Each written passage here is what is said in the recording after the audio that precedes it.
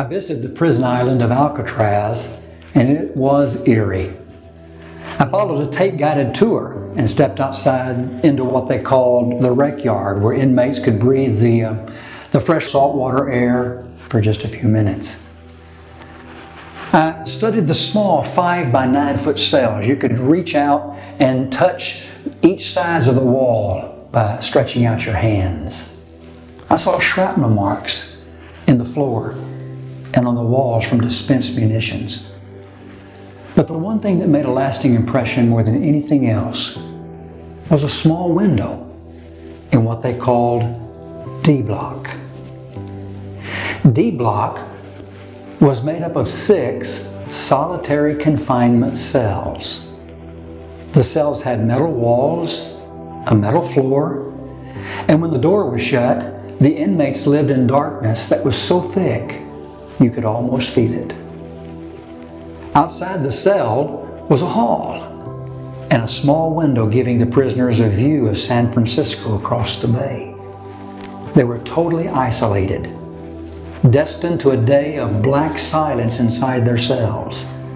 And if they were allowed to step outside of their cell, they could look out that little window and be taunted by the happiness of others miles away.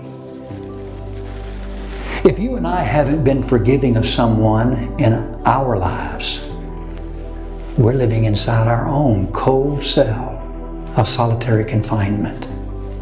God isn't in our lives. He won't forgive us if we don't forgive others. The person or persons needing our forgiveness aren't in our lives. We don't want them to be. But even more, if people really knew how bitter we felt, we might not have them in our lives either. We're alone in our bitterness. Remember the story that Jesus told in Matthew 18?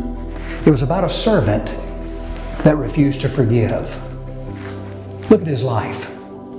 The man's master wasn't in his life. When he found out about the man's lack of mercy, he said, "You wicked servant," and turned the man over to jailers or tormentors. The person this man wouldn't forgive wasn't in his life. He had driven that man away to debtor's prison. And don't miss this little tidbit. The unforgiving's fellow servants were grieved. That's another way of saying they were upset with him and told their master what he had done. You see, the man isolated himself from everyone by his failure to forgive. Of interest, Jesus left us with this particular story and left this unforgiving man with the tormentors and closed with a warning. So also my heavenly Father will do to every one of you if you do not forgive your brother from your heart. We must have a heart willing to forgive. We're right back to having the right kind of heart again, aren't we? So let's look at that memory verse one more time. We've been working on it. Colossians 3:12 to 14. Put on then, as God's chosen ones, holy and beloved, compassionate hearts, kindness, humility, meekness, and patience, bearing with one another, and if one has complained against another, forgiving each other, as the Lord has forgiven you, so you also must forgive. And above all these, above all these put on love, which binds everything together in perfect harmony. This passage teaches us to have a compassionate heart. It gives us a list of virtues that flow from a compassionate heart. But then it tells us to tie all of this together with love. If I'm going to be a forgiving person, I have to be a person of love, literally agape love, a love that seeks to understand and do what is best for the one loved. That means I'm going to have to, if I want to be forgiven, I'm going to have to spend time living inside the skin of the one needing my forgiveness. I need to get inside their heart and see life from their point of view. So let's turn to what we call the love chapter of the Bible, 1 Corinthians 13, and connect it to the idea of forgiving others. The chapter might be divided into 3 sets of thought. There is the importance of love, the guidance of love, and the transcendence or greatness of love. First, there's the importance of love, verses 1 to 3. Love is more important than anything I say.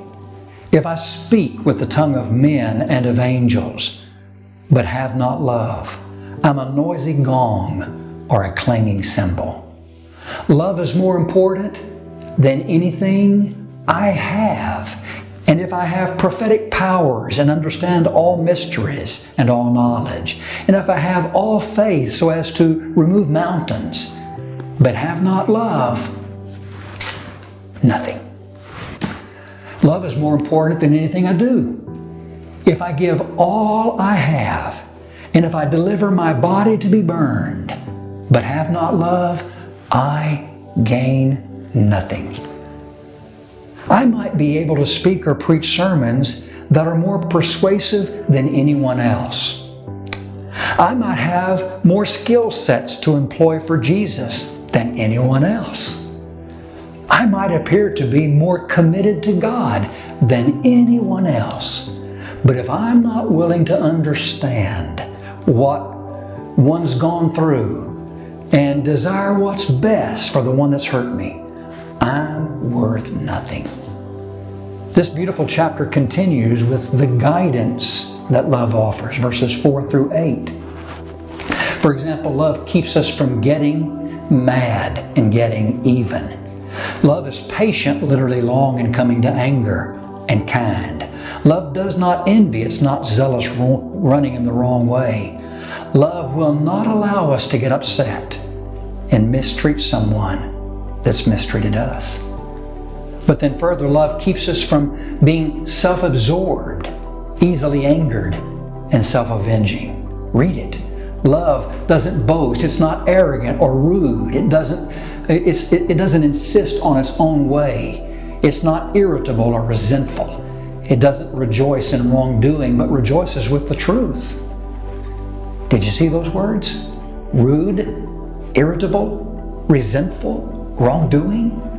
Those are the logs that fuel the fire of an unforgiving spirit. Love won't let that happen. But then also, love keeps us from giving up on each other. It bears all things, believes all things, hopes all things, endures all things. Love never ends. Love puts a protective cover over the one loved, believes and hopes for the best. And look at that phrase, love never ends. It translates words used for hissing an actor off the stage. Love will keep us from being hissed away because others thought we should have been more tolerant or tender in dealing with someone that hurt us. Finally, the Bible's love chapter, 1 Corinthians 13, reminds us that love is greater than anything else. Verses 8 through 13. Love's greater than miracles, for example. As for prophecies, they will pass away. As for tongues, tongue speaking, they will cease. As for knowledge, that's a knowledge, a miraculous knowledge for which we've never had to study. It will pass away. Not so with love. It never fails. Love is greater than faith. So now faith, hope, and love abide. These three. But the greatest of these is what? Not faith. The greatest of these is love. It's greater than miracles. It's greater than faith. Love is greater than hope. Again, now faith, hope, and love abide. These three. But the greatest of these is love. Faith is the foundation of Christianity. Hope is the compensation of Christianity. But watch this. Love is the motivation of Christianity. Remember, Jesus said, if you love me, you'll keep my commandments. One of those things He repeatedly commands is for us to forgive. Love moves us to do just that. So let's look at this memory verse just one more time. Put on then, as God's chosen ones, holy and beloved, compassionate hearts, kindness, humility, meekness, and patience, bearing with one another, and if one has a complaint against another, forgiving each other as the Lord has forgiven you. So you also must forgive. And above all these, put on love, which binds everything together in perfect harmony. Colossians 3:12-14. What motivates us to forgive and live in harmony? Love. With your study leader, let's look at a multitude of ways this forgiving love blesses our lives. See why this subject should probably be one of our favorite. And I'll see you for our next study.